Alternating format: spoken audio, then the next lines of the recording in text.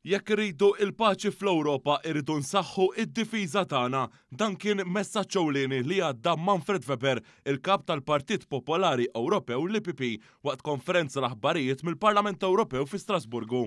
If you want to keep peace, you have to be strong. You have to be so strong that nobody is ready to attack us. Din id-dikjerazzjoni tikkonferma il-kampanja tal-Partit Popolari Ewropew li fihem imsieħeb il-Partit Nazzjonalista favur aktar investiment fl-armamenti fl-Unjoni Ewropea. B'dikjerazzjoni li ntqalet ukoll mill-President tal-Parlament Ewropew Roberta Metsola. B'dan kien ġie irrappurtat fost l-oħrajn mis-sit awtorevoli Politico. Iżda meta l-istess rapport kien sar minn One News, Metsola ippruvat giddibna u għat li attakkat lil dan l-istazzjon u lill-Prim Ministru Robert Abela. Fil-konferenza l-aħbarijiet fi Strasburgu, Weber sostna li l-Unjoni Ewropea għandha tiddefendi ruħha b'kull mod possibbli, inkluż barmi tal-akbar qawwa.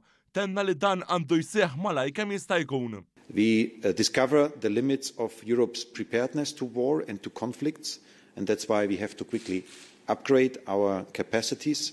Il-kap tal-Partit Popolari Ewropew sostna wkoll li fil-15 li ġejjin, il-President tal-Kummissjoni Ewropea Ursula von der Leyen se tħabbar kif l-Unjoni Ewropea se ssaħħaħ id-difiża tagħha u qal li dan se jseħħ fuq is-sistenza tiegħu għal dawn l-aħħar xahrej fil-Parlament Ewropew.